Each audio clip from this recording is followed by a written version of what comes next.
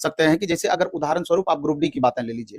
Group D ऐसा post है, अभी आप 32,400 वैकेंसी निकाले तो 32,400 वैकेंसी में, और पिछली बार 2019 में 1,03,000 वैकेंसी थी। ग्रुप डी ऐसा पोस्ट है कि गवर्नमेंट जॉब की लालसा में बच्चे तैयारी तो जरूर करते हैं और अच्छे अच्छे परिवार के बच्चे जो कि घर का काम आज तक एक नहीं किए होंगे, सेलेक्ट इसमें हो जाते हैं। सेलेक्ट होने के बाद जब ज्वाइन करते हैं, अगर उसको ट्रैकमैन गैंगमैन जैसा पोस्ट मिल जाता है जहां गिट्टी टालने और आपको सिग्नल ऊपर नीचे करने और रात में जब ड्यूटी सिग्नल पर चलने का, पटरी पर चलने का दिया जाता है, वो कान पकड़ लेते हैं कि बाबू हम ठेला चला लेंगे लेकिन ई काम हमसे नहीं होगा। 2 महीने कोई बच्चे बर्दाश्त करके 1 महीना 2 महीना 4 महीना खींचते हैं, कुछ 6 महीना खींचते हैं, कुछ मैक्सिमम साल भर खींचते हैं, लेकिन 40% के अप्रोक्स सीट ग्रुप डी का आगे चल करके खाली हो जाता है। तो अगर मान लीजिए 1 लाख वैकेंसी की बात करें, अगर 40% का मतलब है कि 40,000 वैकेंसी आपका आगे चल करके बच्चे छोड़ दिए, तो कहीं ना कहीं जो नीडी बच्चे थे, तो अगर वेटिंग का प्रावधान रहता तो दूसरे 40,000 बच्चों के घर में खुशी की दिए जलती, उतना परिवार का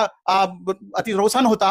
तो आपको समझने वाली बात है ये है, इसे लेकर के किसी भी परिस्थिति में, और ये लगभग हर पोस्ट में ये चीज होता है। इसलिए एक मुद्दा और है, जैसे आप शुरू में कह भी रहे थे एज रिलैक्सेशन को लेकर के, सर एज रिलैक्सेशन तो 3 साल का दिया गया है, लेकिन 6 साल के गैप के बाद वैकेंसी आई है, ये बहुत गंभीर मुद्दा इसलिए करके भी है। एक तो 6 साल वाला मैटर तो आपका है ही कि 2019 के बाद 2025 आ गया, 6 साल का बीच में गैप हुआ। दूसरा, कोरोना का हवाला देकर आपने पिछली वैकेंसी में 3 साल का ग्रेस दिया, तो क्या एक ही बार में 3 साल आपका पूरा हो गया? अब दूसरी बार वैकेंसी जब आया उसमें 2 साल का ग्रेस देते, तीसरी बार में 1 साल का ग्रेस देते, तब स्टेप बाय स्टेप इसको समाप्त करते। एक तो 6 साल का गैप, ऊपर से कोरोना का हवाला, ऊपर से एक ही बार में इसको हटा दिए, तो ये बिल्कुल भी जायज नहीं है। इस पर आवाज तो उठना ही चाहिए और स्टूडेंट को इस मामले में यूनाइट तो होना ही चाहिए। आज जिसका एज समाप्त हो रहा है उसके साथ प्रॉब्लम है, कल दूसरे के साथ भी, तीसरे के साथ भी प्रॉब्लम हो सकता है। बाकी सर ग्रुप डी वैकेंसी को लेकर क्या कुछ बोलिएगा?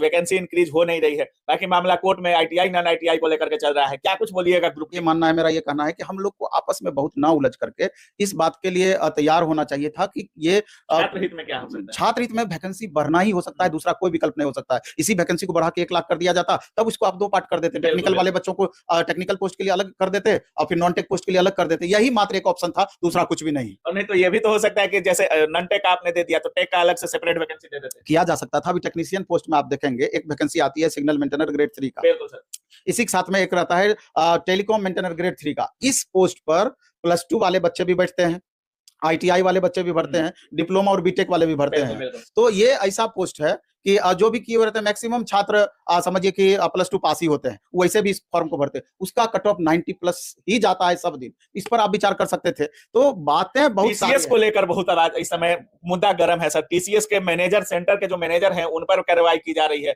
एएलपी एग्जाम को लेकर कहा जा रहा है कि 20-20 लाख में सेटिंग की गई थी। तो टीसीएस को लेकर भी बहुत सारे सवाल उठ रहे हैं, खास करके सेंटर वालों पर। सरकार को बहुत गंभीरता पूर्वक इस पर सोचने की जरूरत है कि टीसीएस का रिकॉर्ड मेरे ख्याल से जितनी भी इस तरह की एजेंसी है सबसे बेहतर रहा था, लेकिन इस बार उस पर भी बड़ा प्रश्न चिन्ह लग गया। अभी पटना में आप छापामारी देखे और जयपुर का मैनेजर ही टीसीएस का इसमें पकड़ा गया। तो सरकार को इस पर ठोस से ठोस और कड़े से कड़े कानून बना करके इस तरह की प्रोसेस को रोकना चाहिए, जिससे कि विद्यार्थी का विश्वास सरकार पर बढ़ पाए और पारदर्शिता की गारंटी बच्चों को देनी चाहिए थी, सरकार को देनी चाहिए कि हम पारदर्शिता की आपको गारंटी देते हैं कि किसी भी सूरत में इसमें भ्रष्टाचार का कोई जगह नहीं है, और ऐसा करना ही होगा, नहीं तो बच्चे पूरी तरीके से ठगा हुआ महसूस करेंगे।